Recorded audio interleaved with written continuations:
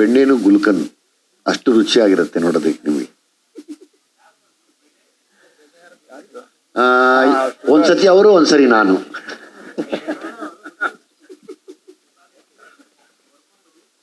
ಇಬ್ರು ಡೈರೆಕ್ಟರ್ ಒಟ್ಟಿಗೆ ಕೆಲಸ ಮಾಡಿದ್ದೀರಿ, ಆ ಎಕ್ಸ್ಪೀರಿಯನ್ಸ್ ಸ್ಕ್ರೀನ್ ಶೇರ್ ಇಲ್ಲ. ಈಗ ನಾವಿಬ್ರು ನಿರ್ದೇಶಕರು ಅಂತ ಏನು ಕೆಲಸ ಮಾಡಲಿಲ್ಲ. ಒಬ್ಬ ನಿರ್ದೇಶಕನ ಕೈ ಕೆಳಗಡೆ ಇಬ್ರು ಏನು ಗೊತ್ತಿಲ್ಲದಿರೋ ನಟರ ತರ ಕೆಲಸ ಮಾಡಿದ್ದೀವಿ. ಅದೇನಾ? ಅದೇ ಇಲ್ಲ ಅಂದ್ರೆ ನಿರ್ದೇಶಕರು ಅಂದ್ರೆ ಪೇಮೆಂಟ್ ಕೊಟ್ಟಿಲ್ಲ ನಿರ್ದೇಶಕರದಲ್ಲಿ, ನಾವು ಬರೀ ಆಕ್ಟರ್ ಆಗಿದ್ವಿ.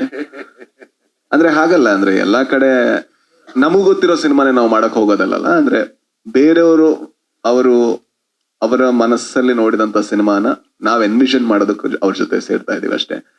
ಜಡೇಶ್ ಅವ್ರು ಬಹಳ ಚೆನ್ನಾಗಿ ಮಾಡಿದ್ರು.